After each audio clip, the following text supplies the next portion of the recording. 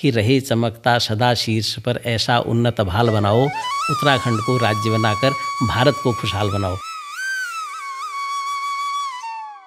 हिमालय के बचने की पहली शर्त ये है हिमालय का बचना। विकास के एक ऐसे हाईवे पर चल रहे हैं कि जहाँ पर इतनी तेजी से चीज़ें चल रही हैं कि जिसमें नीचे कुछ दिखाई नहीं दे रहा है। जंगल तो हमारी महिलाओं के मायके हुआ करते थे। 2 किस्म का गढ़वाल था, एक टिहरी गढ़वाल था, एक ब्रिटिश गढ़वाल था। अब ग्राम प्रधान से लेके मुख्यमंत्री तक हमारा है, चपरासी से लेके ये मुख्य सचिव तक हमारा है। लेकिन उत्तराखंड की क्या हालत है ये शायद मुझे बताने की जरूरत नहीं है। पेट का पलायन है, दुनिया का सबसे खराब पलायन है। उत्तराखंड के अंदर इन 25 सालों में 10 से ज़्यादा मुख्यमंत्री हुए हैं। उत्तराखंड के अंदर 2 चीजें बहुत ज्यादा हुई हैं, या तो हमारे यहाँ मुख्यमंत्री हुए या हमारे यहाँ शुअर और बंदर हुए। नमस्कार, आप देख रहे हैं रायशुमारी और इस खास पॉडकास्ट में आपका स्वागत है। मैं हूं आपके साथ भुवन शर्मा। आज का ये पॉडकास्ट बहुत खास होने वाला है क्योंकि उत्तराखंड 25 साल पूरे कर रहा है और इन 25 सालों में उत्तराखंड में क्या बदलाव आया। उत्तराखंड राज्य जब बना उत्तर प्रदेश से अलग होकर, तो उस वक्त सपने क्या थे जिन लोगों ने अलग राज्य बनाने का सपना देखा था, और आज जब 25 साल हो गए हैं तो हम उन सपनों को कितना पूरा कर पाए हैं। इस बारे में मुझे नहीं लगता कि चारू तिवारी जी से बढ़िया और बेहतर कोई बता पाएगा, क्योंकि वो उस आंदोलन का भी हिस्सा रहे और उन मांगों को लेकर के प्रखर तौर पर लोगों के बीच लोगों को एकजुट करने का काम उन्होंने किया। सत्ता से भी कई बार उनके संघर्ष हुए हैं। आज उत्तराखंड कहाँ है, दूसरे राज्यों के मुकाबले हम कितने प्रगति कर पाए हैं, अलग अलग मुद्दों पर बात होगी, जिसमें धार्मिक पर्यटन भी एक बड़ा मुद्दा होगा, भू कानून मूल निवास पर भी बात होगी, साथ ही बात होगी शिक्षा की भी और महिलाओं के खिलाफ बढ़ते अपराधों की भी बात करेंगे, उत्तराखंड की चरमराती स्वास्थ्य व्यवस्थाओं की भी, क्योंकि जिसकी मार सबसे ज़्यादा उत्तराखंड की महिलाएं झेल रही हैं। इन तमाम मुद्दों पर बात करेंगे। बहुत ही इंटरेस्टिंग पॉडकास्ट होने वाला है और कई परतें इसमें हम खोलने की कोशिश करेंगे। आप इस वीडियो में आखिर तक बने रहिएगा और आपसे गुजारिश है कि वीडियो आप ज़्यादा से ज़्यादा शेयर करें। चारू जी, स्वागत है आपका हमारे इस पॉडकास्ट में और शुरुआत 9 तारीख से ही करूँगा। बहुत बड़ा दिन है उत्तराखंड के लिए, उत्तराखंड स्थापना दिवस। चारू तिवारी जी की नज़र में उत्तराखंड 25 साल का जो पीछे का सिंहावलोकन जिसे आप कहते हैं, वो कैसा रहा है, अगर आप बताएं। नमस्कार। पहले रायशुमारी के सभी दर्शकों को मैं बहुत बहुत बधाई देता हूं उत्तराखंड स्थापना दिवस की। और आज हम एक ऐसे समय पर इस बातचीत को कर रहे हैं जब अभी अल्मोड़ा जनपद में एक बहुत बड़ी भीषण दुर्घटना हुई है और जिसमें 36 लोगों की मौत हुई है। और मैं सबसे पहले उन लोगों को भी अपनी बहुत विनम्र श्रद्धांजलि रायशुमारी की तरफ से भी और उन तमाम लोगों की तरफ से जिन लोगों ने अपने लोगों को खोया है, और हम सब लोग ये उम्मीद करते हैं कि जो घायल हैं वो जल्दी ठीक हों। हम सब लोगों के लिए बड़ा दुर्भाग्यपूर्ण है कि हम एक ऐसे समय में इस बातचीत को कर रहे हैं जब हम उत्तराखंड के तमाम सवालों को लेकर, उत्तराखंड की तमाम संवेदनाओं को लेकर, उत्तराखंड के तमाम संघर्षों को लेकर एक सिंहावलोकन कर रहे हैं। तो ऐसे समय में इस तरह की घटनाएँ भी एक तरह से उसी नीतियों का परिणाम भी होती है और हमको ऐसी नीतियों से इन बातों को जोड़ना भी पड़ता है। तो इसलिए सबसे पहले मैं उनको अपनी विनम्र श्रद्धांजलि देता हूँ। दूसरी बात है कि जब आपने कहा कि किसी चीज़ का सिंहावलोकन, जब हम उत्तराखंड राज्य की बात करते हैं तो उत्तराखंडी राज्य की बात एक सिर्फ भूगोल की बात नहीं है। उत्तराखंड राज्य की बात सिर्फ एक कालखंड की बात नहीं है। उत्तराखंड राज्य की बात सिर्फ कुछ मुद्दों की बात नहीं है, बल्कि उत्तराखंड की बात बहुत लंबे समय से संचित हमारी आकांक्षाओं, हमारी उत्कंठाओं और हमारे तमाम उन सपनों का एक किस्म से प्रकटीकरण है जो उत्तराखंड राज्य के रूप में हम सब लोग समझते थे। और उत्तराखंड राज्य बने हुए आज 25 साल होने को हैं और 25 साल का ये जो समय है ये किसी भी कालखंड के लिए, किसी भी चीज़ के मूल्यांकन के लिए बहुत छोटा नहीं होता। तो जब हम अपने 25 साल की बात करते हैं उत्तराखंड की, तो हम एक किस्म का सिंहावलोकन करते हैं। सिंहावलोकन का मतलब ये है कि उन 25 साल के हमारी जो उपलब्धियां हैं, जो हमारी कमजोरियां हैं और जो हम और सीखने का जो हमारा और हमको क्या करना चाहिए, इस पर हम मनन करते हैं। तो ये 25 साल इसलिए उत्तराखंड के लिए बहुत महत्वपूर्ण साल हैं। और ये इसलिए भी बहुत महत्वपूर्ण साल हैं क्योंकि जब हम उत्तराखंड राज्य की स्थापना दिवस को मना रहे होते हैं तो उस समय उत्तराखंड में बहुत सारे आंदोलन, बहुत सारी असहमतियाँ, बहुत सारी किस्म की लोगों की तरफ से बहुत असंतोष जो सत्ता के प्रति और नीतियों के प्रति है वह भी हमको दिखाई दे रहा है। तो ये एक पक्ष है, लेकिन एक पक्ष ये भी है कि इन 25 सालों के अंदर कुछ ठीक भी हुआ होगा। तो इसलिए सबसे पहली बात यह है कि इन 25 सालों को हम मेरे ख्याल से एक सिंहावलोकन के रूप में ही देखें, एक मूल्यांकन के रूप में ही देखें और उसका बहुत ही तरीके से मूल्यांकन भी करें और उसके बहुत तथ्यों के साथ, बहुत आंकड़ों के साथ और बहुत ही ठहर के और बहुत ही संवेदना के साथ पूरे उत्तराखंड को समझने की बहुत ज़रूरत है। और जब मैं 25 साल की बात उत्तराखंड राज्य की करता हूँ तो मैं उत्तराखंड को देखने की 2 दृष्टियों के हिसाब से उत्तराखंड को देखता हूँ। एक दृष्टि उत्तराखंड को देखने की है बहुत ही शुभ्र हिमालय को देखने की, कि हम बहुत सुंदर हिमालय है, उस हिमालय में कांफल होता है, उस हिमालय में बुरांश होता है, उसमें बहुत बड़ी बड़ी नदियाँ होती हैं और हम उस रूप को टूरिस्ट की नज़र से देखते हैं और उत्तराखंड को हम एक दूसरी नज़र से देखते हैं, एक बहुत विशाल जो सौम्य हिमालय के रूप में देखते हैं। लेकिन उसका एक दूसरा रूप भी है, जो रूप है कि हमारा कांफल ख़त्म हो रहा है, हमारा बुरांश ख़त्म हो रहा है, हिमालय की शुभ्रता ख़त्म हो रही है, अब नदियों का वो कोलाहल नहीं रहा, नदियों की वो इतनी जो नदियों को हम अपनी प्राणवायु मानते थे उस ढंग की वो नदियाँ भी नहीं रही। तो अगर हम हिमालय को इन 2 दृष्टियों से देखने की कोशिश करें, एक दृष्टि है कि उसको हिमालय की सुंदरता को देखने की दृष्टि और दूसरी दृष्टि है कि हिमालय के टूटने की, ख़त्म होने की और उसमें आए संकटों को देखने की, तो मुझे लगता है कि अभी हमको जो देखना है वो तब हम उत्तराखंड को सही ढंग से समझ पाएंगे जब हम उत्तराखंड की या हिमालय के संकटों को देखने की कोशिश करेंगे। अगर हम उसके संकटों, उसकी संवेदनाओं को नहीं देख रहे हैं तो इसका मतलब है हिमालय को नहीं समझ रहे हैं। तो मुझे लगता है 25 साल में उत्तराखंड का जो भी मूल्यांकन होगा हिमालय को देखने की दृष्टि से तय होगा। इस बात से नहीं होगा कि हिमालय ऐसा था तो ऐसा ही है, ऐसा ही नहीं रहा है। तो इसलिए हमको ये देखना है कि हम जब बहुत पहले कहते थे कि हिमालय को बचना ज़रूरी है और हमारे यहाँ हिमालय को बचाने के अलग अलग समय पर अलग अलग किस्म के आंदोलन भी चले, उसमें अलग अलग संवाद भी हुए, अलग अलग ढंग की लोगों ने समझ भी पैदा की हिमालय के बारे में। अभी जो हिमालय का जिसका एक खंड हम भी हैं, पूरे जो उत्तराखंड का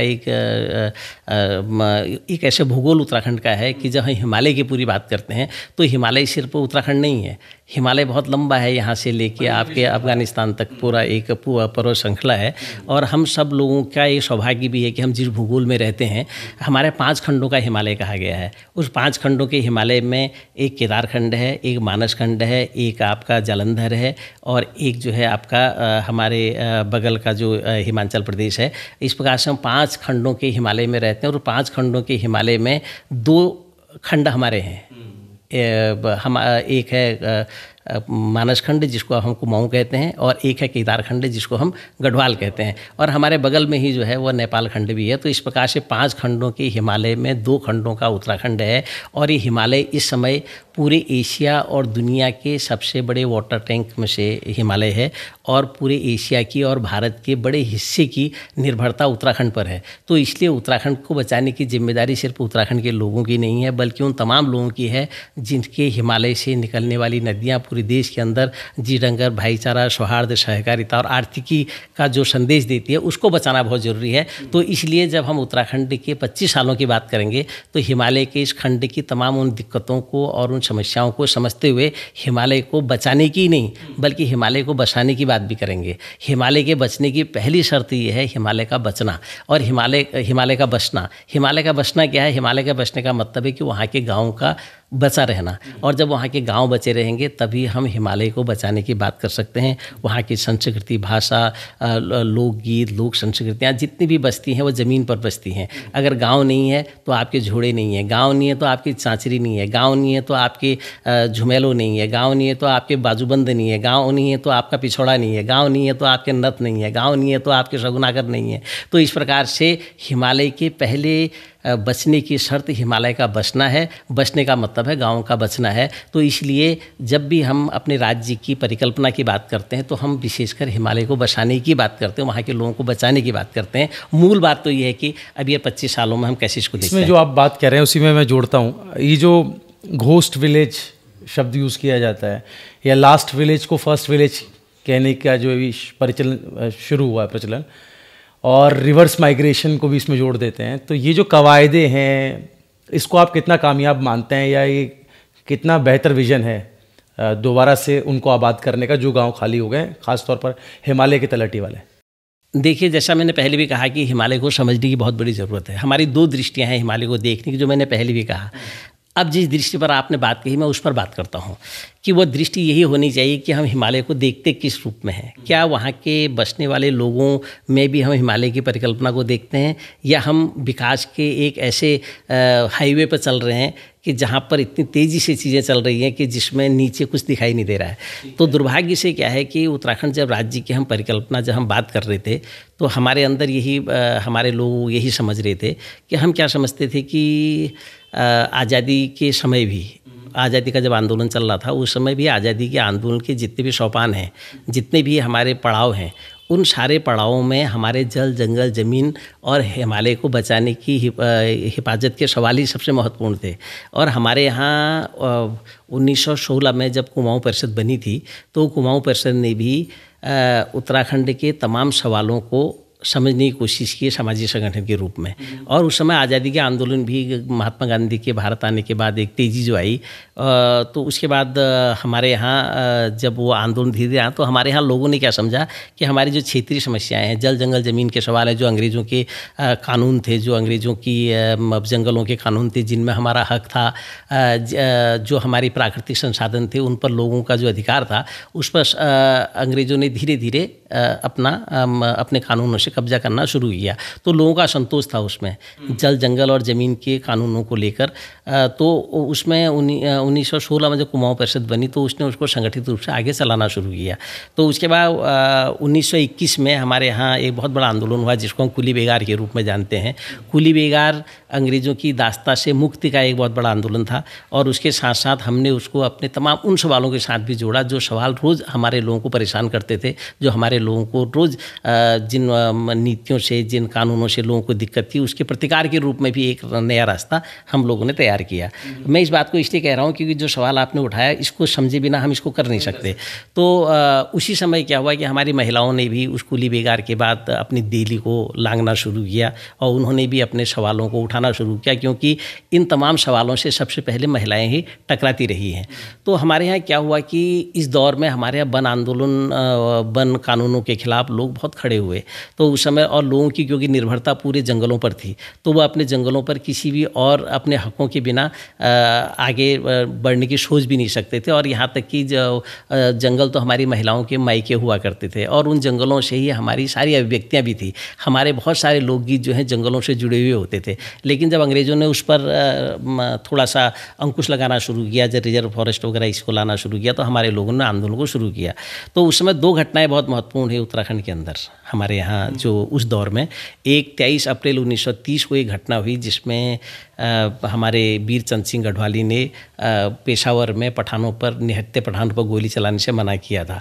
और वो देश और दुनिया की बहुत बड़ी घटना थी। और वो सिर्फ एक गोली न चलाने की बात नहीं थी, बल्कि वो सांप्रदायिक सौहार्द और लोकतांत्रिक एक मूल्यों को स्थापित करने की बात भी थी। उसी के एक महीने बाद 30 मई 1930 में तिलाड़ी में, टिहरी में, तिलाड़ी में बहुत बड़ा कांड हुआ था, जिसको हम तिलाड़ी कांड के रूप में जानते हैं। वहाँ पर हमारे उस वहाँ क्योंकि दो किस्म का गढ़वाल था, एक टिहरी गढ़वाल था, एक ब्रिटिश गढ़वाल था। तो कि टिहरी गढ़वाल में राजा का शासन था, तो वहाँ पर लोग इसी लड़ाई को लड़ रहे थे अपने जल, जंगल, ज़मीन के हकों को लेकर। तो उस पर जब बड़कोट के तिलाड़ी मैदान में जब तमाम लोग इकट्ठा हुए थे, निहत्थे लोग, तो उन पर हमारे राजा ने निहत्तों पर गोलियां चलाई और बहुत सारे लोग उसमें मारे गए। तो ये दो घटनाएं उत्तराखंड के इतिहास में बहुत ही मार्गदर्शन करती है आंदोलनों का। तो वहीं से हमारी एक नई चेतना की शुरुआत हुई। और फिर जब हम आज़ादी के आंदोलन में आए, तो 1942 का जो भारत छोड़ो आंदोलन है, जिसमें 3 बड़ी क्रांतियाँ हमारे यहाँ हुई, एक देघाट की, और एक सल्ट की, और एक सालम की। इन तीनों क्रांतियाँ भी लगभग हमारे जल, जंगल, ज़मीन के सवाल से जुड़ी हुई थी। और उसके बाद जब हम सब लोगों को लगता था कि जब भारत आज़ाद हो जाएगा तो हमारी नीतियाँ अपने ढंग की बनेंगी, तो हमको ये सारे अपने अधिकार, हमारे हक हुकूक मिलेंगे। और इसी को हमने राष्ट्रीय आंदोलन के साथ जोड़ के देखा। जब आज़ादी मिली, तो आज़ादी के लगभग 1 डेढ़ दशक बाद फिर उत्तराखंड में हलचल शुरू लोग अपने जंगलों के सवाल को लेकर, आप वनों के सवाल को लेकर, हमारे लगानों के सवाल को लेकर फिर एक बार फिर सक्रिय हुए और 60 के दशक में हिमालय बचाओ का एक बड़ा आंदोलन चला। और उसके बाद 70 के दशक में हमारे यहाँ पूरा जो दशक है 70 का, वो पूरा वन बचाओ आंदोलन को समर्पित रहा, जिसको बाद में हम चिपको आंदोलन के रूप में भी जानते हैं। और उसी दौर में हमारे यहाँ उत्तराखंड 1969 में उत्तराखंड राज्य आंदोलन की भी एक किस्म की शुरुआत होने लगी, सक्रिय शुरुआत। हालांकि उससे पहले भी थी। हमारे यहाँ उत्तराखंड राज्य की बात तो 1897 से शुरू हो गई थी, अलग प्रशासनिक इकाई की बात। 1900 मैं उसमें डिटेल में नहीं जाऊँगा।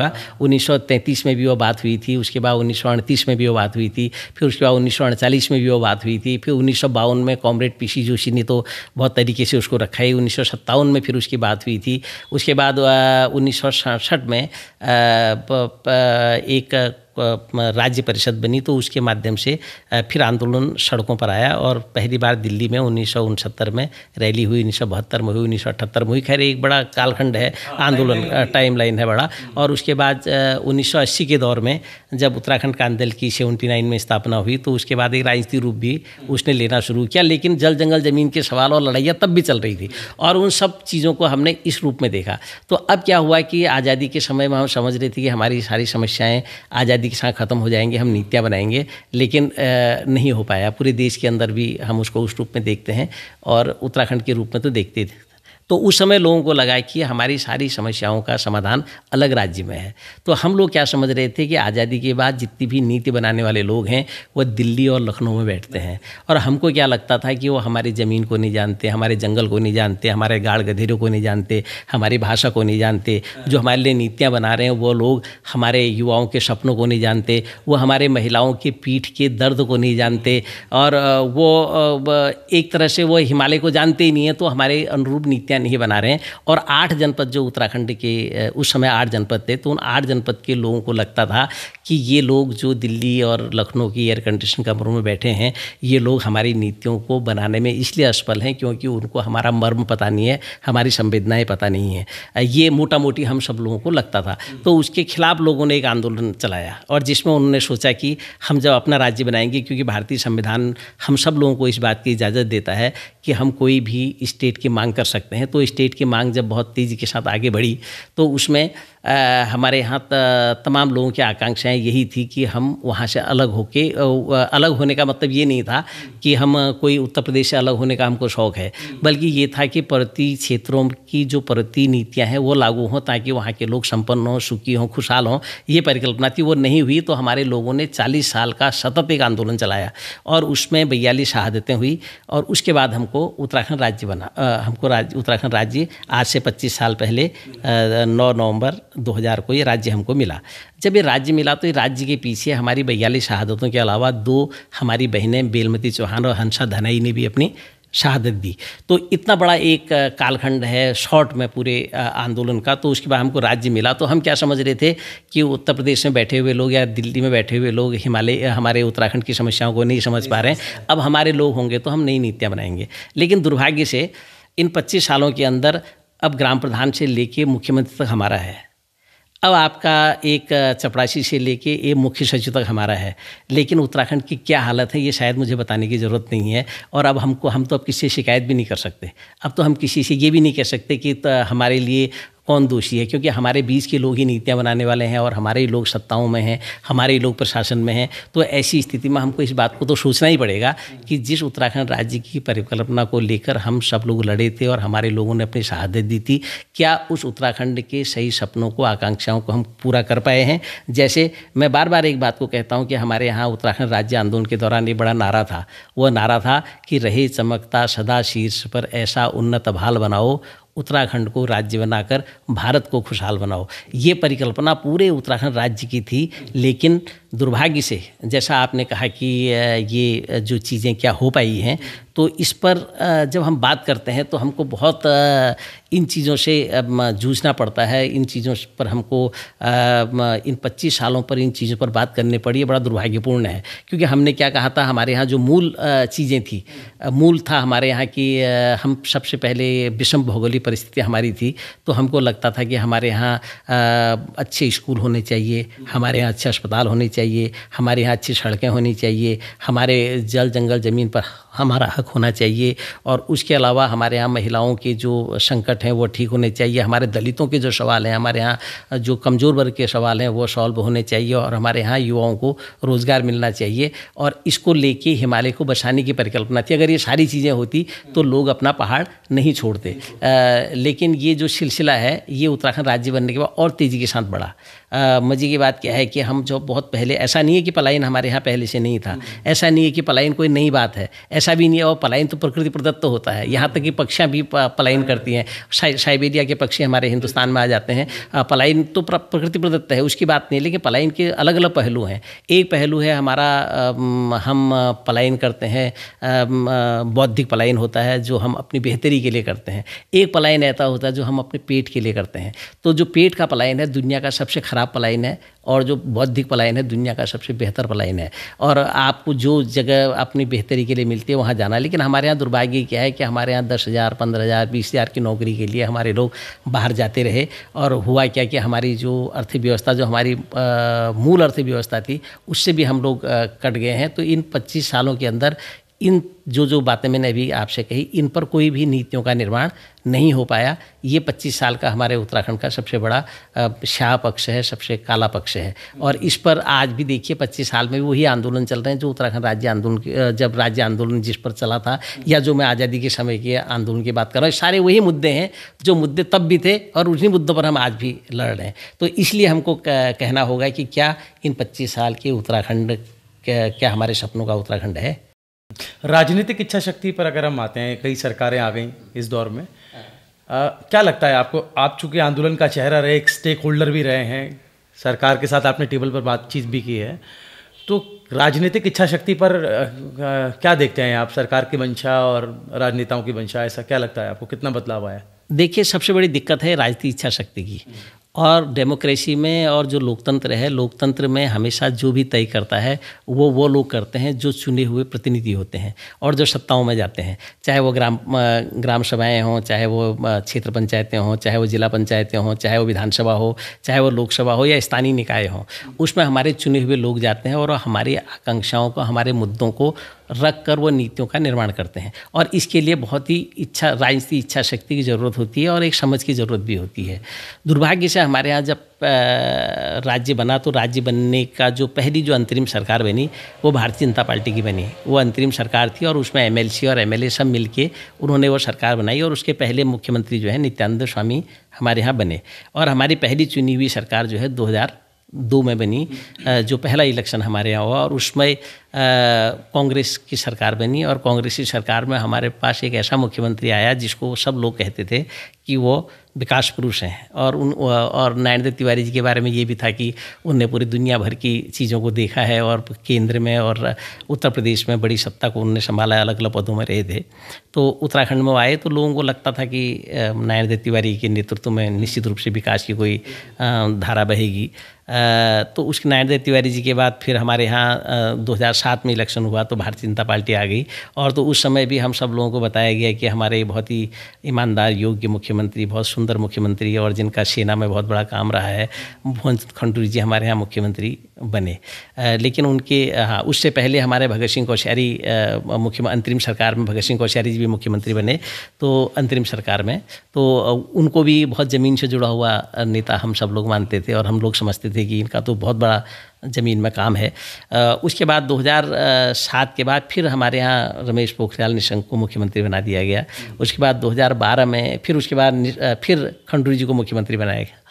2012 में फिर इलेक्शन हुआ तो उसमें फिर कांग्रेस जीत के आई। तो कांग्रेस में उसमें विजय बहुगुणा को मुख्यमंत्री बनाया और उसी बीच फिर उन्होंने हरीश रावत जी को भी मुख्यमंत्री बना दिया। 2017 में फिर भारतीय जनता पार्टी आ गई और उसमें जो है अलग अलग मुख्यमंत्री बने, कभी त्रिवेंद्र रावत बने, कभी तीरथ सिंह रावत बने, फिर उसके बाद आज के मुख्यमंत्री धामी जी बन गए। फिर 2022 का इलेक्शन आ गया तो उसमें भाजपा जीत गई, उन्होंने अपने मुख्यमंत्री धामी जी को बना दिया। और तो इस पूरे जो हमारे 5 जो विधानसभा चुनाव हुए हैं, इन 5 विधानसभा चुनावों में हमारे यहाँ मुख्यमंत्रियों की बहुत बड़ी लाइन लगी। हमारे बगल का राज्य है हिमाचल प्रदेश। हिमाचल प्रदेश को बने हुए अभी 64-65 साल हुए हैं। हिमाचल प्रदेश में इतने सालों में जितने साल हिमाचल प्रदेश को पूर्ण राज्य का दर्जा दिए हो गए, वहाँ 6 मुख्यमंत्री हैं। ये नए मुख्यमंत्री जी को लगा के वहाँ 7 मुख्यमंत्री हुए हैं इतने सालों के अंदर। और उत्तराखंड के अंदर इन 25 सालों में 10 से ज़्यादा मुख्यमंत्री हुए हैं। तो ये बताता है कि उत्तराखंड में हमारे यहाँ मैं बार बार इस बात को कहता हूँ, मुझे यहाँ कहना चाहिए, आज नहीं कहना चाहिए, लेकिन मैं कहूँगा उस बात को कि उत्तराखंड के अंदर 2 चीज़ें बहुत ज़्यादा हुई हैं। या तो हमारे यहाँ मुख्यमंत्री हुए या हमारे यहाँ सूअर और बंदर हुए। और सूअर और बंदर और मुख्यमंत्री 2 उत्तराखंड की 25 सालों की उपलब्धि रही है। और इन उपलब्धियों ने उत्तराखंड के लोगों को गांव छोड़ने के लिए मजबूर किया है। और इन तमाम राजनेताओं के पास, इन तमाम राजनीतिक पार्टियों के पास उत्तराखंड को समझने की, जानने की कभी भी कोई इच्छा शक्ति नहीं रही। अगर रही होती तो हमारे साथ हम 3 राज्य एक साथ बने थे, उत्तराखंड, छत्तीसगढ़ और झारखंड। और उसके बाद एक और राज्य बना है जिसको हम तेलंगाना के रूप में जानते हैं, वो बाद में बना।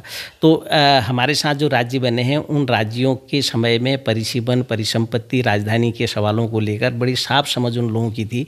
हमारे यहाँ दुर्भाग्य से उत्तराखंड में इन 25 सालों के अंदर हम एक राजधानी जो गैरसैंण जनता की राजधानी थी, जिसको राज्य आंदोलन के दौरान भी लोगों ने कहा कि ये राजधानी होनी चाहिए। और उत्तर प्रदेश सरकार ने 1994 में उस पर एक कौशिक समिति बनाई और उस कौशिक समिति ने ये कहा कि राजधानी गैरसैंण होनी चाहिए, क्योंकि 68% लोगों ने जो सर्वे किया था उनने ये कहा कि गैरसैंण राजधानी होनी चाहिए। लेकिन जब राज्य बना तो राज्य बनने के बाद जो पहली अंतरिम सरकार भारतीय जनता पार्टी की बनी, तो उन्होंने सबसे पहला काम यही किया कि उस आयोग की सिफारिशों को मानने के बजाय उस पर एक और आयोग गठित किया। तो उस दीक्षित आयोग के नाम से जिसको हम जानते हैं। और दीक्षित आयोग के बारे में उस समय ये कहा गया कि 6 महीने में अपनी रिपोर्ट देके एक स्थायी राजधानी की बात करेगी। लेकिन वो 9 साल उस आयोग ने हमारी छाती में मूंग दली और उसके बाद जब उसका फैसला आया वो भी हमारे पक्ष में नहीं आया। यह कही कि उसको तरीके से रखा नहीं गया। तो एक प्रकार से उत्तराखंड राज्य की जो हमारे सब लोगों की परिकल्पना थी कि हम एक पर्वतीय हमारी राजधानी होगी, तो हमारे लोग आज तक उस राजधानी तक को नहीं बना पाए हैं। और उस राजधानी में भी हमारे साथ जो छलावे होते हैं, आज तो हालत ये हो गई है कि हमारे विधायक और मंत्री कहते हैं कि गैरसैंण जाने में ठंड लगती है। तो ये जो राजनीतिक इच्छा शक्ति का जो सबसे बड़ा अभाव है, कि मैं एक उदाहरण दिया आपको अभी कि ये मैं सिर्फ राजधानी के सवाल पर इस बात को कहा है अभी।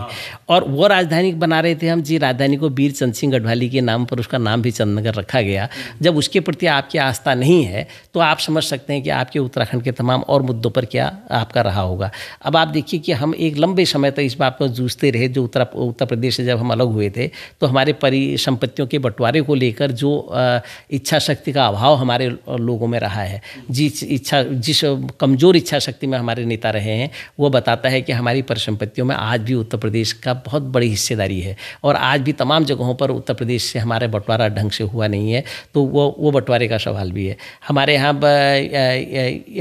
इस ढंग के इतने सारे सवाल हैं जो राजनीतिक इच्छा शक्ति के बिना हमारे यहाँ नहीं हुए हैं। हमारे यहाँ राजधानी का सवाल नहीं सुलझा, हमारे यहाँ परिसंपत्तियों का सवाल नहीं सुलझा, हमारे यहाँ आपके विकल्पधारियों का सवाल नहीं सुलझा, हमारे यहाँ अभी जो ये भू कानून की जो हम बात कर रहे हैं वो नहीं सुलझा। हमारे यहाँ जिसको हॉर्टिकल्चर के लिए हम बड़ी बड़ी बातें करते थे कि हॉर्टिकल्चर से हम पूरा अपना ठीक है, हॉर्टिकल्चर के बारे में हमारी कोई इच्छा शक्ति नहीं रही है। इसको ठीक रोजगार को लेकर पूरे उत्तराखंड के अंदर कभी हमारी सरकारें संवेदनशील नहीं रही हैं। हमारे स्थानीय उद्योगों को बढ़ाने के लिए उन्होंने कभी ऐसा कोई नीति नहीं बनाई है जिससे हमारे लोग उद्योग कर सकें। बिजली, पानी, सड़क, शिक्षा, स्वास्थ्य, रोजगार को लेकर तो इतना कमज़ोर हमारी इच्छा शक्ति रही है कि उत्तराखंड आज इन तमाम राजनीतिक लोगों की नासमझी को झेल भी रहा है। मैं भू कानून और मूल निवास पे आना चाहता हूँ, क्योंकि करंटली एक आंदोलन उत्तराखंड में चल रहा है। इसको अंडररेटेड माना जा रहा है क्योंकि अभी उस बड़े कैनवास पे इसको रख के देखा नहीं गया, लेकिन जगह जगह पर रैलियाँ होती हैं, सोशल मीडिया पर हाइप भी बनती है। इस आंदोलन के पीछे का क्या लॉजिक है और भू कानून और मूल निवास पर अभी स्टेटस क्या है, क्या होना चाहिए? नहीं, पहली बात तो मैं इस पर आऊँगा कि भू कानून और जो मूल निवास का जो मुद्दा है वो निश्चित रूप से उत्तराखंड के लोगों के बहुत महत्वपूर्ण और बहुत ज़रूरी मुद्दों में से एक है। और वो आज का नहीं, बहुत पुराना मुद्दा है और उसको बहुत पहले सुलझ जाना चाहिए था, जैसे मैंने आपसे पहले भी कहा। लेकिन इच्छा शक्ति के अभाव में और राजनीतिक नासमझी और विशेषकर सत्ता को प्राप्त करने की जो इनकी लालसाएँ रही हैं, उसके कारण ये चीज़ें नहीं हो पाई हैं। लेकिन ये बातें यहाँ तक पहुँची क्यों? ये बात भू कानून तक या आपके मूल निवास तक क्यों पहुंची, उसके पीछे बहुत सारे कारण हैं। जैसा मैंने आपसे पहले भी कहा था कि हम चाहते थे कि हमारा स्वास्थ्य हमारी स्वास्थ्य सेवाएं बहुत अच्छी हों, क्योंकि हम बहुत दुर्गम क्षेत्रों में रहते हैं। हम कह रहे थे कि हमारा शिक्षा बहुत अच्छी हो, क्योंकि ज़्यादातर लोग यही कहते हैं कि हम अच्छी शिक्षा के लिए हमको बाहर जाना है। तो उत्तराखंड के अंदर जब हम उत्तर प्रदेश के अंदर थे तो हमारे पास बहुत सारे शिक्षण संस्थान थे, हमारे पास बहुत सारे अस्पताल थे, हमारे पास बहुत सारी चीज़ें हुआ करती थी और हम समझ रहे थे कि और बेहतर होंगी और इसको और बेहतर किया जाएगा। लेकिन हुआ क्या कि राज्य बनने के बाद आश्चर्यजनक ढंग से आप इस बात को देखेंगे कि बजाय इन चीज़ों को ठीक करने के, इन 25 सालों के अंदर उत्तराखंड के अंदर हज़ारों प्राइमरी स्कूलों को इन सरकारों ने बंद किया है। इन सरकारों ने 25 सालों में हमारे हज़ारों प्राइमरी स्कूल बंद किए, जो हमारे शिक्षा के बहुत मूलभूत हमारे आधार थे। और उसके बाद हमारे यहाँ इंटर कॉलेज को बंद करने की घोषणाएं हुई हैं। और हमारे यहाँ जो बच्चे पॉलिटेक्निक करके अपना कुछ टेक्निकल करके कोई रोज़गार प्राप्त कर लेते थे, हमारे यहाँ वो जो स्थापित पॉलिटेक्निक थे, जिन पॉलिटेक्निकों का बड़ा नाम था, उन पॉलिटेक्निकों भी सरकार ने बंद करने की हमारे यहाँ अभी जो ITI हैं वो अभी दर्जनों ITI हमारे यहाँ बंद किए हैं, जो लोगों की मांग पर खुले थे। ये 25 साल के अंदर। उससे पहले तो हमारे ITI बहुत अच्छे थे। हमारी पॉलिटेक्निक बहुत अच्छी थी। हमारे यहाँ श्रीनगर का, हमारे यहाँ नईन नगर का पॉलिटेक्निक, हमारे यहाँ द्वाराहाट का पॉलिटेक्निक, हमारे यहाँ काशीपुर का पॉलिटेक्निक, जिसका पूरे उत्तर प्रदेश में नाम था भाई। लोग जानते थे उन पॉलिटेक्निक को, वहाँ से निकले हुए नैनीताल का पॉलिटेक्निक। हमारे बच्चे कहाँ कहाँ उन पॉलिटेक्निक से उल्टा हो गया, मतलब बिल्कुल उल्टा हुआ। और इन सारे संस्थानों को एक एक करके बंद करने की जो काम जो है इन सरकारों ने किया। और हमारे यहाँ जो बड़े संस्थान भी खुले, जो बड़े इंजीनियरिंग कॉलेज भी थे, आज जो चाहे वो घुड़दौड़ी का हो, चाहे वो द्वाराहाट का हो, चाहे ये बहुत ही बड़े कॉलेज थे और बहुत मान्य कॉलेज थे। और पहले जो इंजीनियरिंग कॉलेज हमारे यहाँ खुले घुड़दौड़ी और द्वाराहाट का था। आज हालत ये होगी कि द्वाराहाट का इतना बड़ा इंफ्रास्ट्रक्चर है, उस कॉलेज का इतना बड़ा ऐसा कैंपस आपको कहीं मिलेगा नहीं। लेकिन आज बच्चे वहाँ निकल भी जाते हैं तो वहाँ के बजाय वो प्राइवेट कॉलेज में पढ़ना पसंद करते हैं, द्वाराहाट में पढ़ना पसंद नहीं करते। ये हमारे लिए बहुत दुर्भाग्यपूर्ण स्थिति है। आप कह रहे हैं निजीकरण बहुत हुआ, सरकारी इंफ्रास्ट्रक्चर, हाँ, उसको ख़त्म करने का इन्होंने पूरा काम किया है। अब दूसरा जो है, जो ये चीज़ें यहाँ तक क्यों आई, जो भू कानून या हाँ ये क्यों आई, तो उसके बाद जो दूसरा सबसे बड़ा पहलू था वो ये था कि उत्तराखंड में स्वास्थ्य सेवाओं को लेकर हमेशा बहुत नाराज़गी रही है उत्तर प्रदेश के समय से ही। लेकिन उत्तर प्रदेश के समय में हमारे बहुत सारे जो भी था, जगह जगह अस्पताल बनने शुरू हुए थे, अस्पताल बने थे। लेकिन 2000 जब हमारा राज्य बना, उस राज्य बनने के बाद सबसे ज़्यादा जो स्वास्थ्य की मार झेलती हैं वो हालांकि हमारी सारी समस्याओं की मार महिलाएं झेलती हैं, लेकिन हमारे यहाँ जो प्रसव पीड़ा जैसी चीज़ें हैं, मैं एक आंकड़ा आपको बताऊंगा तो ये बहुत आश्चर्यजनक है और सब लोगों ने इस पर संवेदनशील ढंग से विचार करना चाहिए कि हम जहाँ सोच रहे थे कि हमारे बहुत अच्छे अस्पताल होंगे, जहाँ हम सोच रहे थे कि हमारे लोगों को जगह जगह स्वास्थ्य सुविधाएँ मिलेंगी, और वहाँ पर क्या हुआ कि हमारे इन 25 सालों के अंदर 800 से ज़्यादा महिलाएं प्रसव पीड़ा से सड़क पर मरी हैं या अस्पताल जाने से पहले मरी हैं। आप ये समझ सकते हैं कि प्रसव पीड़ा जैसी सर्वसुलभ पूरी दुनिया में सबसे आवश्यक और सर्वसुलभ जो स्वास्थ्य सुविधा है वो हमारे महिलाओं के प्रसव पीड़ा को लेकर है। और उस पर दुनिया में आपके वर्ल्ड हेल्थ ऑर्गेनाइजेशन भी और भारत सरकार भी सब लोग कहते हैं कि ये सबसे ज़्यादा होना चाहिए। लेकिन हमने 800 से ज़्यादा महिलाओं को सिर्फ प्रसव पीड़ा से इलाज न मिलने के कारण उत्तराखंड में उन्होंने मरे हैं। तो ऐसे में आप समझिए कि हम सब लोगों के लिए न केवल चिंताजनक है बल्कि बहुत शर्म की बात भी है कि 25 साल के अंदर हम महिलाओं की प्रसव पीड़ा जैसी चीज़ों को भी ठीक नहीं कर पाए हैं, बड़ी चीज़ तो छोड़ दीजिए। तो ये और ज़्यादातर अस्पताल जो हैं, आपने बजाय उन अस्पतालों को ठीक करने के उनको PPP मोड पर देने का काम किया, प्राइवेट लाइसेंस की तरफ का उसका रास्ता आपने बढ़ाया। तो इसमें आपका मतलब वहाँ की जनता नहीं थी, उसमें आपकी मुनाफाखोरी थी, उसमें आपकी सरकारें बनाने का जो गणित है वो आपका काम कर रहा था। तो हुआ क्या कि इस बीच जब लोगों को लगा, और रोज़गार के सवाल पर भी हुआ, 2003 में जब हमारे यहाँ उद्योग नीति बनी तो नरेंद्र तिवारी की सरकार ने कहा कि हमारे यहाँ 70% हम रोज़गार जो है यहाँ के लोगों को देंगे। लेकिन जितने भी उद्योग लगे उन उद्योगों की जिसके वेंडर कंपनियाँ हैं उनमें हमारे लोग छोटी छोटी उस पर काम करने लगे, उनकी कोई सुरक्षा भी नहीं, कोई बात। खैर ये अपनी जगह है। लेकिन जब ये बात ये आई कि रोज़गार को लेके, युवाओं के रोज़गार को लेके, युवाओं के हकों को लेके जब बात आई, तो ये इतना लंबा सफ़र जब चल रहा था तो लोगों को लगा यार ये तो कुछ हुआ ही नहीं हमारा, तो हम तो राज्य की बात कर रहे थे, हम तो इन तमाम सवालों की बात कर रहे थे, ये तो हुआ नहीं। लेकिन इस बीच हुआ क्या कि हमारे यहाँ जो लचर भू कानून है, हमारे यहाँ ऐसा नहीं कि भू कानून नहीं थे, वह तो हमारे यहाँ थे, लेकिन उन भू कानूनों का जो प्रैक्टिकल या जो प्रायोगिक जो था वो बहुत ख़राब था। और तो हमारे यहाँ क्या था, लंबे समय से ज़मीनें औने पौने दामों में इधर उधर हो रही थी।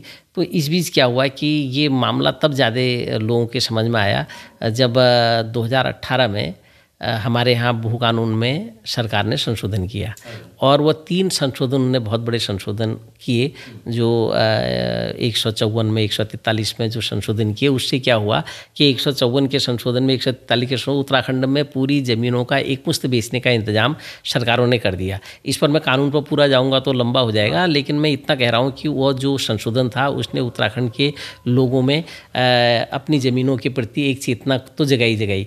तो लोगों को लगा ये तो जो हमारी ज़मीनों को बचाने, हम जब अपने जंगलों पर हक की बात कर रहे हैं, जब अपने ज़मीनों पर हक की बात कर रहे हैं, जब अपने इन तमाम कानूनों को जनता के पक्ष में बनाने की बात कर रहे हैं, तो यहाँ तो बिल्कुल उल्टा हो रहा है। तो उस समय सरकार ने क्या किया, 2018 में जब त्रिवेंद्र रावत जी की सरकार थी, तो उन्होंने एक इंडस्ट्रियल समिट देहरादून के अंदर बुलाई, और उस इंडस्ट्रियल समिट में उन्होंने ये कहा कि हम 1,24,000 करोड़ रुपए का निवेश उत्तराखंड के अंदर करना चाहते हैं, तो इसके लिए हमको ज़मीनों के कानूनों में परिवर्तन करना पड़ेगा। तो उन्होंने उन सारे लोगों को लाने के लिए ये चेंज किया, और इस चेंज को करने में कम से कम एक चीज़ तो बची हुई थी पहले हमारे यहाँ, कि इसमें 154 की जो धारा है उसमें जो संशोधन उन्होंने किया, जो पहले हमारे यहाँ 12.5 एकड़ ज़मीन कोई अपने पास रख सकता था भूमिधर, उन्होंने उसको हटा के ये कहा कि कोई भी व्यक्ति कहीं भी कितनी भी ज़मीन किसी भी प्रयोजन के लिए खरीद सकता है। उसके लिए आपका भूमिधर होना या पहाड़ का होना ज़रूरी नहीं है, उद्योगों के लिए कोई भी किसी ज़मीन को खरीद सकता है।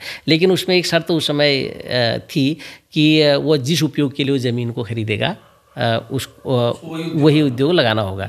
लेकिन जो मुख्यमंत्री आज हमारे कह रहे हैं कि हम सारे ज़मीनों को ले लेंगे, तो उन्होंने ये 2022 में नया संशोधन लाए कि उन्होंने उस बैरियर को भी ख़त्म कर दिया कि वो किस उपयोग के लिए वो ज़मीन होगी। तो इसका भी असंतोष लोगों के अंदर रहा।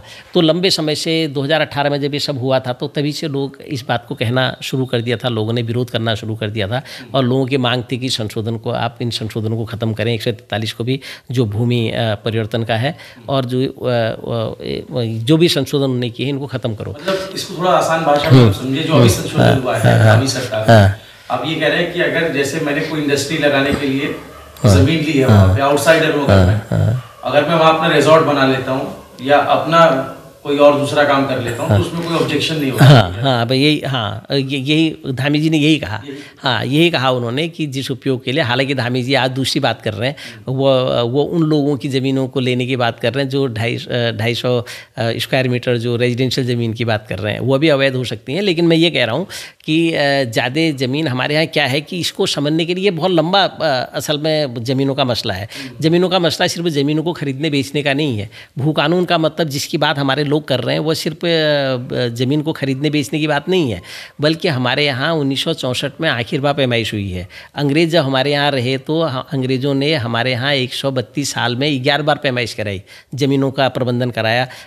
भले ही उनने अपने हित के लिए कराया हो, भले ही वो हमारे हित में न हो, लेकिन हमारे पास ये मालूम था कि हमारी ज़मीनें कहाँ पर कैसी है, हमारी उपराऊ ज़मीन कैसी है, तलाऊ ज़मीन कैसी है, कटीली ज़मीन कैसी है, पथरीली ज़मीन कैसी है। हमारे यहाँ इसका पूरा हिसाब किताब था अंग्रेज़ों के समय में।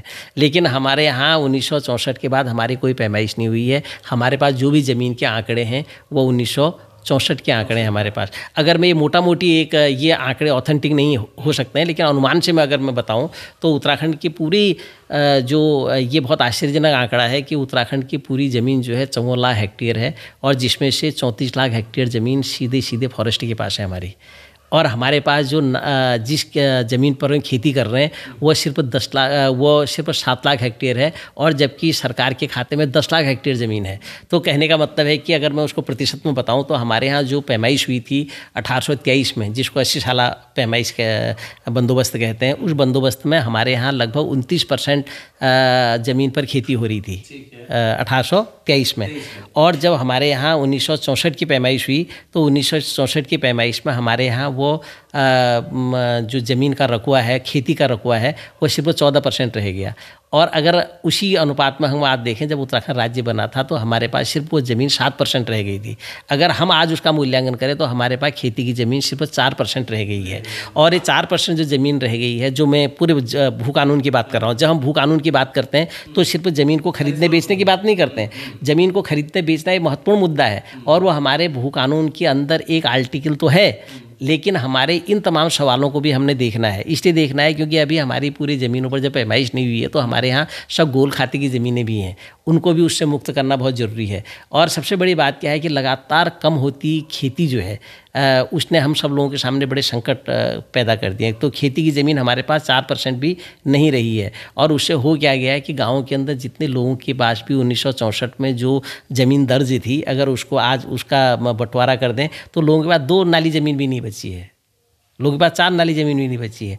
तो ये संकट हमारे पास है। अब आप कहेंगे कि ये ज़मीन गई कहाँ पे, ज़मीन तो वही है, ये सवाल तो बार बार उठता है। लेकिन हमारे यहाँ बहुत ही, हमारे यहाँ जो कानून है वो इतना है कि हमारे यहाँ जितने भी विकास कार्य होते हैं, जितने भी स्कूल बनते हैं, अस्पताल बनते हैं, खेल के मैदान बनते हैं, हमारे यहाँ पंचायत घर बनते हैं, वो सब हमारी ज़मीन पर बनते हैं, वो सरकार की ज़मीन पर नहीं बन रहे, प्राइवेट, हाँ हमारी लैंड होती है, हमारी लैंड होती है। तो हमको चाहे कोई कॉलेज बनाना हो, हमको सब वो ज़मीन देनी पड़ती है।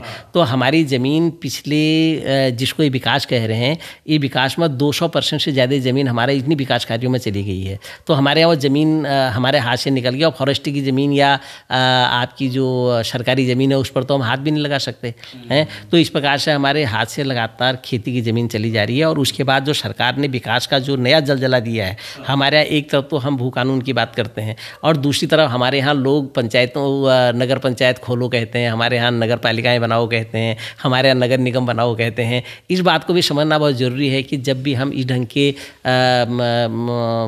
नगर पंचायतें बनाते हैं, नगर पालिकाएँ बनाते हैं, नगर निगम बनाते हैं, तो उसमें भू कानून का मतलब ही नहीं रह जाता है। तो इस प्रकार से ये तमाम इस ढंग के विकास काम जो हैं, जैसे बड़ी बड़ी बांध परियोजनाएँ हैं, ऑल वेदर रोड है, और आप जितनी भी योजनाएँ कर रहे हैं, इसमें लगभग सब हम लोगों की ज़मीनें ही जा रही हैं। और इसलिए बहुत ज़रूरी है कि जब भी हम भू कानून की बात करते हैं तो हम इस पूरे परिप्रेक्ष्य को भी देखने की बहुत बड़ी ज़रूरत है कि हमको एक बार पूरी ज़मीनों की पैमाइश, क्योंकि हमारे यहाँ बहुत बड़ा हिस्सा है, हम अब सब लोग भूमिहीन हो गए हैं।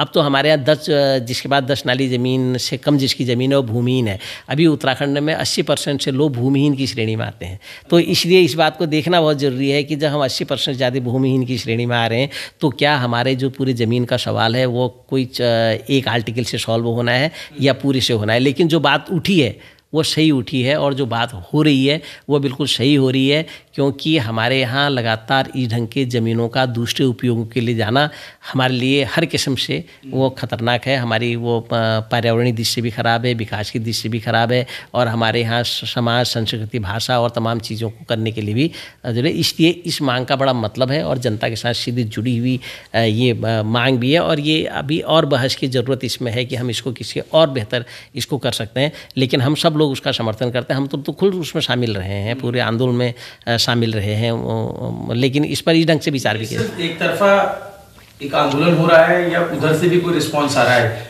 मतलब सरकार की तरफ से? नहीं, सरकार की तरफ कोई बैठ के चल रही है, बातचीत चल रही है, वार्ता का सिलसिला भी है? नहीं, सरकार तो इसलिए बात नहीं करती कि सरकार ने उसने कहा कि हमने भू कानून के लिए एक समिति का निर्माण कर दिया है, और सब लोगों की मांग थी कि वो समिति ने क्या कहा है उसको जनता के बीच में रख दो। और अब सबकी मांग ये थी कि उत्तराखंड के जिन मुद्दों की मैंने बात की, इन तमाम चीज़ों का एक श्वेत पत्र आप ले आइए, एक श्वेत पत्र ले आइए, बता दीजिए ना ज़मीनें कहाँ कैसे हैं, क्या हैं, और आपने किस चीज़ को दी है। क्योंकि भू कानून लागू करने वाले हैं, वाले हैं, इस तरह की बातें बहुत आती हैं कि भू कानून जल्द लाने वाला है या दामी सरकार लाने वाली है, तो ये शिगुफा भर है या इसको क्या मानते हैं? क्योंकि आप ये कह रहे हैं कि भू कानून तो ऑलरेडी बना हुआ है या ऑलरेडी वो तो है ही, लेकिन उसमें जो अमेंडमेंट की बात हो रही है, ऐसा है कि इन्होंने क्या किया, सरकारें कभी ये नहीं करना चाहती हैं, क्योंकि सरकारों ने ही ज़मीनें बेची हैं। अगर सही मायने में देखा जाए कि हमको हमेशा नीतियों पर बात करनी चाहिए, व्यक्तियों पर नहीं करनी चाहिए। होता क्या है कि हमारे यहाँ हम उन चीज़ों को पकड़ने की कोशिश करते हैं जो हमको बिल्कुल सामने दिखाई देती है। हमारे यहाँ ये ज़मीनों की खरीद फरोख्त जब हुई भी है ना, जब पूरा पहाड़ को बिकने का सिलसिला भी शुरू हुआ है, तो वो सिलसिला किसने शुरू किया? हाँ, हमने तो किया नहीं, जनता ने तो किया नहीं, ये तो सरकारों का ही किया धरा हुआ है ना। अभी आप देखिए कि पिछले टाइम में नैनीसार में इतनी बड़ी ज़मीन उन्होंने इतना बड़ा आंदोलन नैनीसार में चला, डांडाकांडा में चला है, और सब जगह ज़मीनों पर जो कब्जेदारी है उसके खिलाफ लोग पहले भी लड़े हैं। ऐसा नहीं है कि यही आंदोलन पहला हो रहा है, इससे पहले भी लोग लड़े हैं और लगातार ज़मीनों पर लड़ते रहे हैं, और कई लोगों की ज़मीनों को मुक्त भी कराया गया है और सरकार के खाते में वो गई भी है। ऐसा भी नहीं है, वो लड़ाइयाँ भी हैं अपनी जगह। लेकिन आज की जो लड़ाई है, जो युवाओं ने जो शुरू की है, वो लड़ाई वास्तव में उस 2018 के बाद सरकारों की गैर जिम्मेदाराना जो तमाम चीज़ें रही हैं उसके खिलाफ है, और वो सही भी है। और जब ये आंदोलन चल रहा था तो उन्होंने जो है सुभाष कुमार जो चीफ सेक्रेटरी उत्तराखंड के रहे, उनके नेतृत्व में एक कमेटी का निर्माण भी किया। वही तो हमारे साथी कह रहे हैं कि भैया उसको दे दो ना, श्वेत पत्र निकाल दो ना, आपने काम किया है उसमें बता दो ना, तभी तो आगे की बात होगी। जब आंदोलन करने वाले लोगों को ये पता ही नहीं है कि आपने उस कमेटी में क्या फैसला किया है, आपकी क्या रिपोर्ट है, तो उसी अनुसार आपसे बातचीत भी करेंगे। तो इसका मतलब है कि सरकार एक किस्म से एक तरफा इन चीज़ों को देख रही है। उसको ये समझ में आता है कि हमको वोट इन चीज़ों से मिलना नहीं है, वोट के लिए तो दूसरी रणनीति करनी है। तो इसलिए वो इन सवालों को उस ढंग से नहीं देखती। अगर देखने वाली होती तो इतने लंबे समय से एक ही लाइन की बात है कि सबसे पहले सरकार की अगर ज़रा से भी इच्छा शक्ति होती, पहला काम उसको 2018 का जो संशोधन है उस संशोधन को वापस लेना चाहिए था, जो हमारे लोगों की मांग है। और अगर उसी संशोधन को वापस ले लेते, मुझे नहीं लगता कि आंदोलन भी इतना बड़ा होता।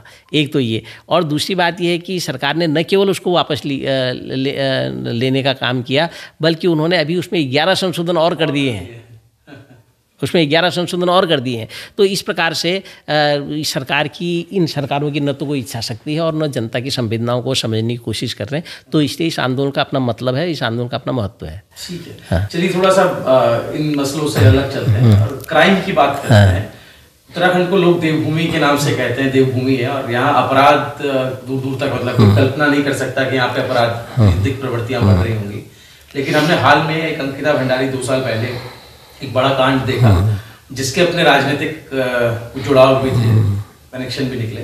तो अंकिता भंडारी हत्याकांड को आप कैसे देखते हैं, और उसके ही संदर्भ में अगर आप पूरे देवभूमि उत्तराखंड में क्राइम की बात करें, बढ़ते ग्राफ की बात करें, उस पर आप क्या निगाह डालेंगे? देखिए, सबसे पहली बात तो ये है कि जैसे मैंने पहले भी कहा कि हमारे यहाँ जितने शिक्षण संस्थान हैं और लोग अपने ही यहाँ रोज़गार करना चाहते हैं, किसी को शौक़ नहीं है कि वो अपने क्षेत्र से बाहर जाए, अपने गांव से बाहर जाए, अपने परिवार से बाहर जाए। हम सब लोग जितने भी बाहर आते हैं, हम लगभग अपने रोज़गार के सवाल को लेके बाहर आते हैं।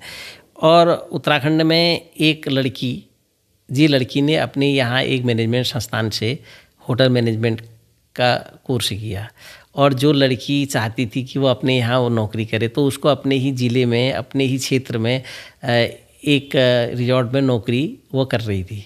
तो इसमें कहीं कोई बुरा भी नहीं है अपने क्षेत्र में किसी को नौकरी में। लेकिन हमारे यहाँ जो रिजॉर्ट, जो होटल, जो आप इंडस्ट्री भी कह रहे हैं, उस इंडस्ट्री के अंदर भी आपने ऐसी चीज़ें की हैं कि उसका न तो आप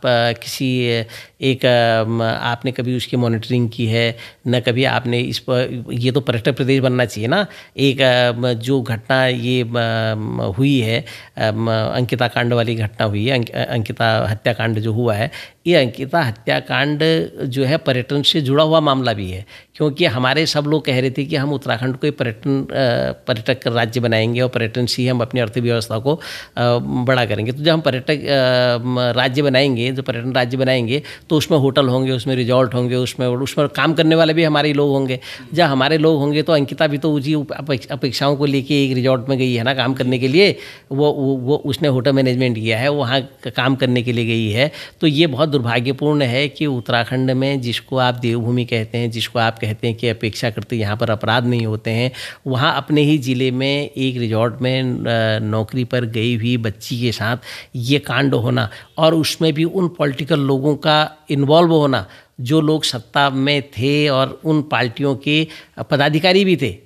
तो उन लोगों के रिजॉर्ट में और उन लोगों के द्वारा इस ढंग के हत्या कराने का मतलब ये है कि हमारी जितनी भी सरकारें जिसकी भी रही हों, उनकी नीतियां कभी भी उत्तराखंड को सुरक्षित और अपराध मुक्त बनाने की नहीं रही, बल्कि ये इन्वॉल्वमेंट जो है, ये असल में जितनी भी बुराइयां आ रही हैं हमारे यहाँ, चाहे वो शराब की आ रही हों, चाहे वो आपके अपराध की आ रही हों, इसका एक ही रास्ता है, वो राजनीति।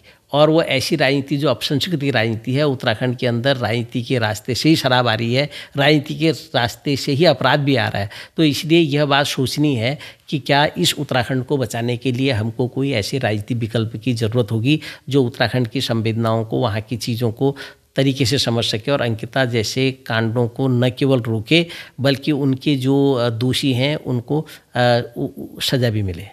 ये महत्वपूर्ण सवाल है। और ये सवाल सिर्फ उत्तराखंड में एक अंकिता का मामला तो हुआ ही हुआ है, इस बीच बहुत सारे और भी मामले उत्तराखंड के अंदर हुए हैं, दूरस्थ क्षेत्रों में हुए हैं छोटी बच्चियों के साथ, और उसमें बाहर अंदर का भी नहीं है, उसमें हमारे यहीं के भी इतने लोग इन्वॉल्व हैं।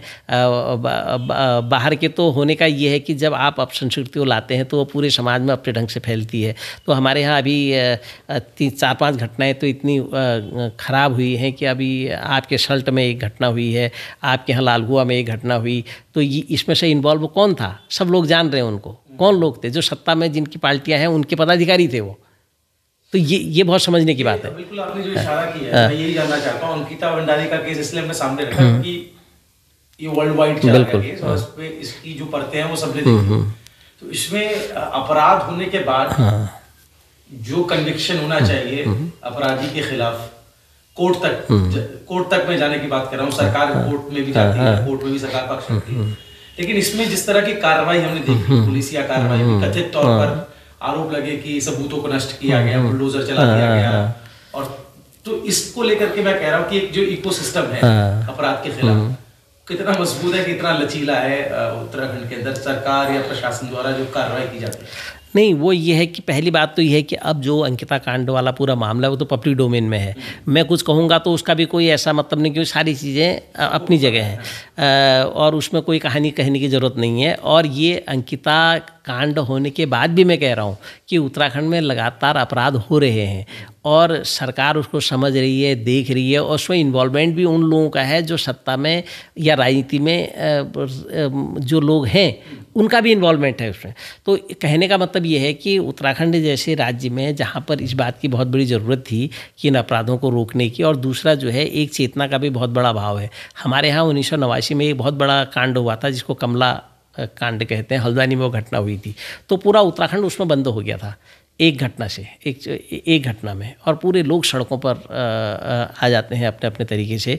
तो एक तो हमारे यहाँ जो अभी हमको एक लेकिन राजनीति का एक बड़ा हिस्सा ऐसा है जो इन अपराधों के पक्ष में खड़ा हो रहा है, क्योंकि रिजॉर्ट उनके, ज़मीनें उनकी, काम करने वाले वो, और हर जगह किसी न किसी राजनेता का इन्वॉल्व इन तमाम चीज़ों में रहता है।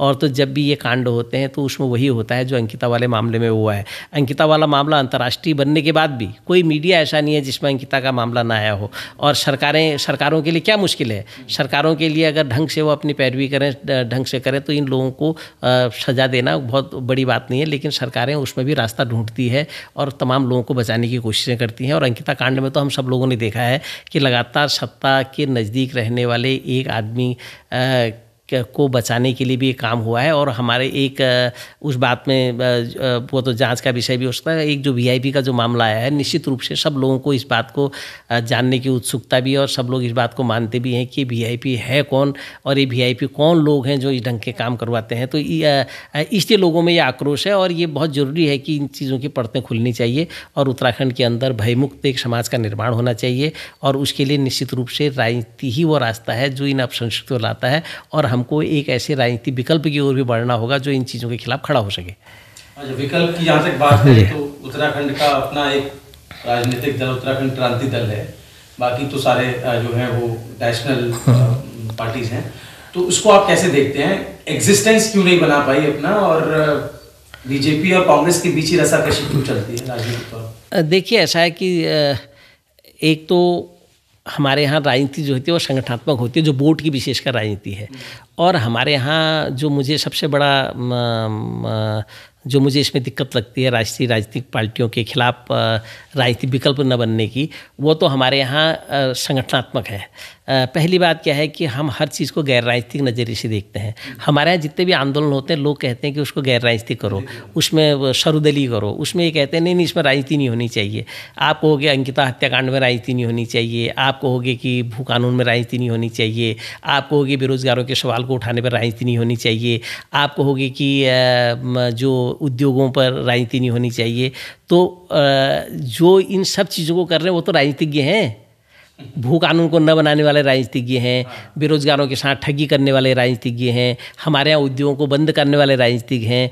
आप उनको तो चुनने की बात कर रहे हैं, उनको तो आप चुनेंगे, लेकिन जो इसको लाने की बात करें उनको वोट नहीं देंगे। तो कहने का मेरा मतलब ये है कि हमारे लोग जो आंदोलन भी कर रहे हैं, चाहे वो उत्तराखंड का आंदोलन का आपने जिक्र किया या और भी जो लड़ने वाले लोग हैं, उनकी भी अपनी प्रॉब्लम है। वो पॉलिटिकल पार्टी होने के बाद भी वो नॉन पॉलिटिकल तरीके से हर मुद्दे को उठाते हैं, जबकि हमारे यहाँ होता क्या है कि हर मुद्दा पॉलिटिकल होता है और उसका समाधान भी पॉलिटिकल होता है। जैसे हमारे यहाँ राजधानी का सवाल है, राजधानी का मुद्दा पॉलिटिकल है, और हमारे यहाँ उत्तराखंड राज्य का मुद्दा भी पॉलिटिकल था कि राज्य बनाना कोई भागवत पुराण करना नहीं है, कोई रामलीला करना नहीं है, भू कानून कोई रामलीला करना नहीं है, बल्कि वो उन सारे सवालों को सॉल्व करने के मंच तक ले जाना है जहाँ पर उसके लिए नीतियाँ बनती हैं। लेकिन हम लड़ाई तो लड़ रहे हैं गैर राजनीतिक, और उसको तय करना है राजनीति ने, और हम आंदोलन तो हम कर लेंगे, लेकिन जो आंदोलन में आपके लोग आ रहे हैं हम उनको इस बात के लिए तैयार नहीं कर पा रहे हैं कि ये राजनीतिक विकल्प के रूप में भी ना आंदोलन को हमको खड़ा करना चाहिए। और हो क्या रहा है कि लोग आंदोलन में तो हमारे साथ हैं, लेकिन जिस समय वोट देना है या जिस समय जो राजनीतिक चीज़ें बनानी है तो उस समय उनके साथ खड़े हैं, चाहे वो भाजपा के साथ खड़े हो या कांग्रेस के साथ खड़े हों। तो इसमें जनता की दिक्कत नहीं है, इसमें दिक्कत है उन लोगों की जो लोग इसको लीड करते हैं। इसमें आप आम आदमी पार्टी का उदाहरण देना चाहते हैं, दिल्ली में जिस तरह से आंदोलन के गर्भ से निकली और एक पॉलिटिकल विकल्प दिया, बजाय इसके कि वो नहीं, उसमें भी दो धाराएं थी। उस समय जब वो पूरा आंदोलन चल रहा था तो आंदोलन में भी सब लोगों ने, जब अन्ना हजारे के समय में वो आंदोलन चल रहा था, सब लोग कहते गैर राजनीतिक है, यही चल रहा था देश के अंदर। और जिन जिन लोगों ने गैर राजनीतिक कहा वो कहाँ खड़े हैं, उनके आज एक कॉलम की खबर नहीं है। और केजरीवाल जी ने उस पूरे मामले को राजनीतिक बनाया। उन्होंने कहा कि ये जितनी समस्याओं की हम बात कर रहे हैं, चाहे भ्रष्टाचार की कर रहे हैं, चाहे हम रोज़गार की बात कर रहे हैं, चाहे देश में तमाम किस्म की और दिक्कतें हैं, उन सब चीज़ की बात कर रहे हैं, तो उनका लड़ाई मुद्दा अगर राजनीतिक है, लड़ाई भी राजनीतिक होनी चाहिए और उसका समाधान भी राजनीतिक होना चाहिए। और केजरीवाल जी ने क्या किया कि वो पार्टी बनाई, और पार्टी को बनाने के बाद पिछले 10 साल से वो सत्ता में है और अपने ढंग से चीज़ों को कर रहे हैं। मैं इस बात पर नहीं जा रहा हूँ कि अच्छा कर रहे हैं बुरा कर रहे हैं, वो तो अलग विषय, लोग मूल्यांकन करें। लेकिन ये बात तय हो गई और ये बात स्थापित हो गई कि चीज़ें पॉलिटिकल सॉल्व होंगी और चीज़ें उन जगहों पर जाके सॉल्व होंगी जहाँ पर नीतियाँ बनती हैं। आप देखिए, एक तरफ मैं इसको पूरा करता हूँ, एक तरफ केजरीवाल हैं जो सत्ता में है और आज भी वह राजनीतिक रूप से पूरे देश के अंदर चर्चित एक नाम है, और उनको आप असहमत हो सकते हैं उनसे, लेकिन खारिज नहीं कर सकते। हाँ, पंजाब भी सरकार बनाई, उनको खारिज नहीं कर सकते आप, देश में भी खारिज नहीं कर सकते।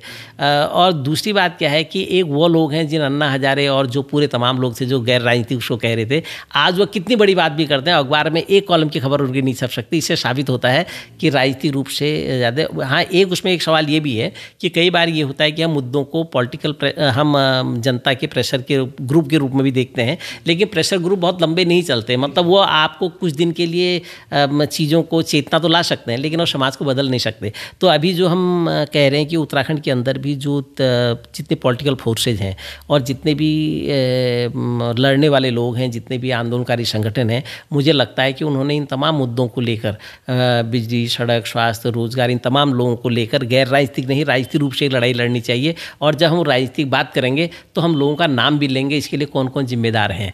और जब हम जिम्मेदारी की बात करेंगे, जब हम कहेंगे कि ये जिम्मेदार है, ये पार्टी जिम्मेदार है, ये व्यक्ति जिम्मेदार है, जो लोगों ने अपने अपने समय में सारी चीज़ें की हैं, तो तब तय होगा कि जनता किसके साथ खड़ी होती है। और जिस दिन वो जनता आपके साथ खड़ी होगी जो ये मान रहा है कि ये लोग गलत हैं, तो 20 हों, 50 हों, 100 हों, 1000 हों, तब आपके साथ खड़े होंगे, तब वो आप वोट में उसको तब्दील कर पाएंगे। लेकिन हमारे यहाँ क्या हो रहा है कि हम चीज़ों को कह तो रहे हैं, उसमें हर किस्म के लोग हैं, उसमें भाजपा वाला भी आ जा रहा है, उसमें कांग्रेस वाला भी आ जा रहा है, उसमें तीसरा भी आ जा रहा है, लेकिन जैसे ही चुनाव होगा वो अपने पक्ष में चला जाएगा, भू कानून के पक्ष में थोड़ी खड़ा होगा।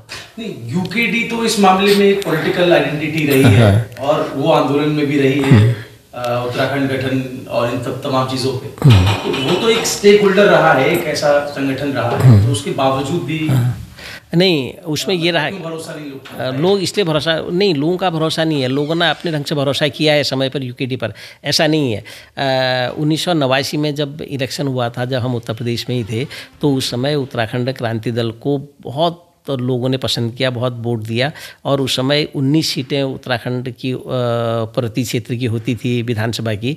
उन 19 सीटों में से 11 सीटों में बहुत ज़बरदस्त फाइट उत्तराखंड क्रांति दल ने दी थी, लोगों ने बहुत समर्थन किया था।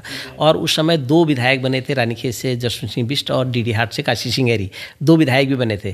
और 2 जो लोकसभा सीटें थी, टिहरी की और अल्मोड़ा की, काशी सिंह ऐरी सिर्फ 9,000 वोट से और इंद्रमणि बडोनी सिर्फ 11,000 वोट से लोकसभा का चुनाव हारे थे। ऐसा नहीं कि लोगों ने साथ नहीं दिया, क्योंकि उस समय वो लोग कार्यक्रमों में थे और चीज़ों को पॉलिटिकली रख भी रहे थे, तो लोग उनके साथ आए।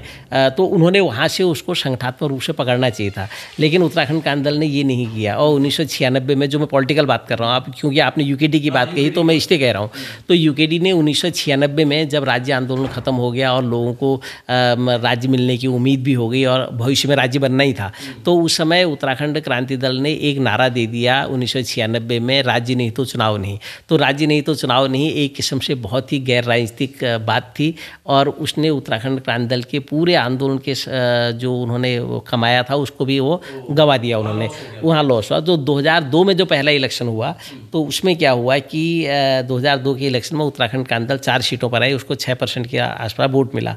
तो उसके बाद जब 2007 में आए तो 3 रह गए, जब 2012 में आए तो 1 रह गए। तो अभी उत्तराखंड क्रांति दल के पास 1% वोट भी नहीं है। तो इससे आप समझ सकते हैं कि उनका संगठनात्मक रूप नहीं है। अगर आप तो उन्होंने इसको बनाना चाहिए कि उन्होंने पूरा पॉलिटिकली उसको एक 10 एक साल पूरे उन्होंने संगठन को बनाने के लिए देने चाहिए, और पूरे हर चीज़ को पॉलिटिकली समझने की कोशिश करनी चाहिए। नई पौध जो है राजनीति में, उत्तराखंड के जो वहीं के जो बाशिंदे हैं, जैसे बॉबी पवार की बात कर लेते हैं, या अभी केदारनाथ को एक नाम आ रहा है जो कि पत्रकारिता के पेशे से आ रहे हैं।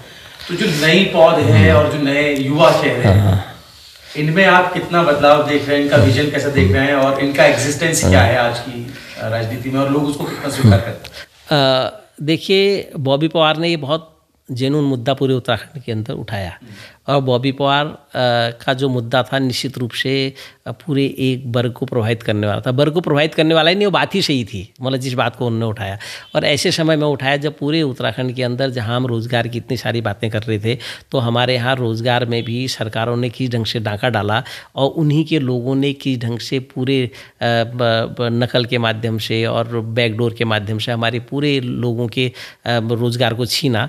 तो उस समय हाकिम सिंह जैसे, और इतना बड़ा रैकेट, आपको पता है इतना बड़ा रैकेट पर्दाफाश हुआ, तो उस पर ये लोग आए। तो ये तो निश्चित रूप से जो बेरोजगार संघ है उसने बहुत महत्वपूर्ण काम किया, और उन तमाम मुद्दों को बेरोजगार संघ ने, हालांकि नौकरी के सवाल को लेके, युवाओं के सवाल को लेके उठाया, लेकिन उसका परिप्रेक्ष्य बड़ा था पूरे उत्तराखंड के अंदर, उसने प्रभावित भी किया, और ये उसको पॉलिटिक्स में बदलने के लिए बॉबी ने काम भी किया।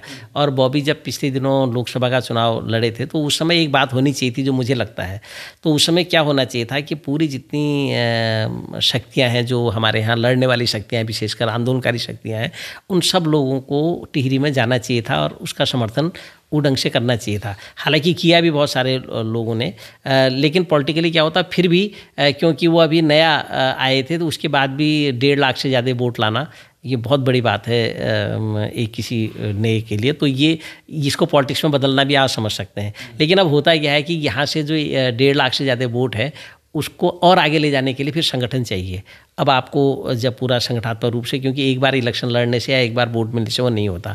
बॉबी पवार वगैरह अभी जो कर रहे हैं वो पूरा अपने बेरोजगार संघ के उन्हीं तमाम मुद्दों को लेके बात करते हुए अपने को एक किसी लोकसभा चुनाव या विधानसभा चुनाव तो लड़ सकते हैं, जीत भी सकते हैं, लेकिन उसके पीछे एक लंबी जो राजनीति है, जो विकल्प की राजनीति जिसको हम कहते हैं, वैकल्पिक राजनीति जिसको कहते हैं, उसको पैदा करने के लिए हमको संगठनात्मक रूप से पूरी पॉलिटिकल पार्टी या पॉलिटिकल सिस्टम में ही आपको शामिल होना पड़ेगा। और जो अभी आपने केदारनाथ की बात कही, केदारनाथ में बड़ा आश्चर्यजनक ये हुआ, आप देखो इसको समझ सकते हैं आप कि कितना नॉन पॉलिटिकल मामला है कि बॉबी पवार जो हैं जब लोकसभा का चुनाव लड़ रहे थे तो उत्तराखंड क्रांति दल ने उनको वहाँ समर्थन दिया था अपना उसमें लोकसभा चुनाव में। और जब केदारनाथ में जब चुनाव हो रहा है तो यूकेडी भी अपना कैंडिडेट खड़ा कर रही है और वहाँ पर वो हमारे पत्रकार साथी त्रिभुवन भी वहाँ पर चुनाव लड़ रहे हैं, और त्रिभुवन को जो सपोर्ट कर रहे हैं वो बॉबी पवार कर रहे हैं, और वो उत्तराखंड क्रांति दल जिन्होंने उनको समर्थन दिया उनके साथ वो खड़े नहीं हैं। तो होना क्या चाहिए था कि त्रिभुवन, बॉबी पवार, उत्तराखंड क्रांति दल और जितने भी और लड़ने वाले संगठन हैं उन सब लोगों को मिल बैठ के इस बात को तय करना था कि भाजपा कांग्रेस के खिलाफ एक राजनीतिक विकल्प के रूप में हमारे पास इस समय सबसे अच्छा जगह है केदारनाथ, और वहाँ से हम ये लड़ाई को लड़ सकते हैं और जीत भी सकते हैं। अगर इन सब लोगों ने, पूरे पहाड़ के लड़ने वाले लोग एक जगह पर लड़ने वालों की एक किस्म से गठबंधन में कहूँगा उसको, आंदोलनों का गठबंधन अगर हुआ होता तो मुझे लगता है कि हम एक राजनीतिक रास्ता और तैयार कर पाते थे। केंद्र में सबका एजेंडा जो है वो जनमुद्दे सबका टारगेट है। अच्छा, एक केदारनाथ की बात आई तो धार्मिक पर्यटन एक शब्द उत्तराखंड में बहुत चल रहा है, तो धार्मिक पर्यटन को आप कैसे देखते हैं? चारधाम यात्रा उसमें सबसे ऊपर है, उसके अलावा तमाम जो मानस श्रृंखला बनाने की बात मोदी जी कहते हैं, और केदारनाथ बार बार उनकी विजिट होती है। धामी जी ने तो अभी केदारनाथ में बैठ के ही पॉडकास्ट भी दिया है किसी चैनल, तो उनकी बातें और हकीकत और वहाँ की चुनौतियाँ, इनको कैसे देखते हैं? हाँ, एक बात कहना चाहूँगा। पहली बात तो ये है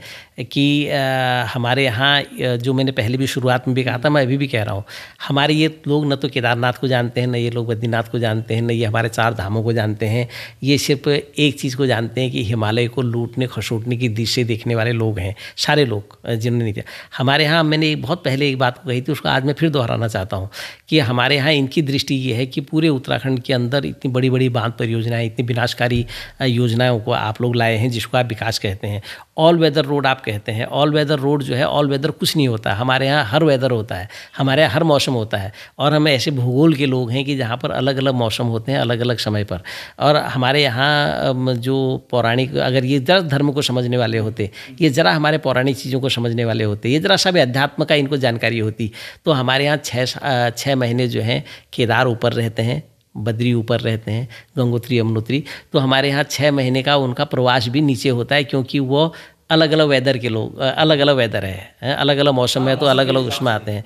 तो हुआ क्या कि इन्होंने ऑल वेदर के नाम पर सबसे पहले हमारे भगवानों की नींद हराम की, इन्होंने सबसे पहले उनको भी चैन से नहीं रहने दिया, और आज इन्होंने ऐसी नीतियाँ बना दी हैं विनाशकारी कि हमारे लोगों के रहने का भी रास्ता वहाँ नहीं रहा। तो इस प्रकार से मैं ये कहना चाहूँगा कि इनकी कोई पर्यटन की दृष्टि नहीं है, इनका कोई पहाड़ के विकास की कोई ऐसी दृष्टि नहीं है। वो विकास को एक ऐसा भौतिक चीज़ मानते हैं कि बड़ी सड़कें बना देना, बड़े बड़े रिजॉर्ट बना देना, बड़े बड़ी बिल्डिंगें बना देना, इसको विकास मानते हैं, जबकि हिमालय के लिए ये विकास बहुत खतरनाक है। केदारनाथ के जो हमारा तीर्थाटन जिसको हम कहते हैं, वो तीर्थाटन से ही हम उत्तराखंड को ठीक कर सकते थे, और उसी को उसी ढंग से विकसित होना चाहिए, न कि बड़ी बड़ी योजनाओं को बनाकर। उत्तराखंड की बात आ रही है, धार्मिक पर्यटन तीर्थाटन की बात आ रही है, तो नीम करौरी बाबा का जो आश्रम है अल्मोड़ा रास्ते पे जब आप जाते हैं, तो वो हालांकि आए दिन चर्चा में रहता है, और वहाँ पे जो जाम की स्थिति है और वहाँ का जो अपना एक एटमॉस्फेयर बदला है बीते कुछ सालों में, उसको आप कैसे देखते हैं, और उसमें सरकार का रोल वहाँ पर क्या आता है? देखो, पहली बात तो ये है ना कि जब हम अपने लोक देवताओं को, अपने लोक को छोड़ते हैं ना, तो तब तक हम क्या करते हैं कि हम किसी और को अपना कुछ मान लेते हैं। देखो, मेरा किसी की आस्था पर या किसी पर सवाल उठाना नहीं है, बल्कि मैं ये कह रहा हूँ कि हमारे यहाँ तीर्थाटन, हमारे यहाँ पर्यटक स्थल, हमारे यहाँ मंदिर जो इनकी बड़ी मान्यता रही है वो पहले से ही रहे हैं, कोई नई बात नहीं है। तो उत्तराखंड को तो आप लोग देवभूमि कहते हैं, तो जगह जगह मंदिर ही हैं, जगह जगह सारी चीज़ें। तो हमारे यहाँ शैव, वैष्णव और शाक्य तीनों का अपना अपना बहुत रहे, और हमारे लोक देवता भी इतने हैं कि हर गाँव के भी अपने देवता हैं।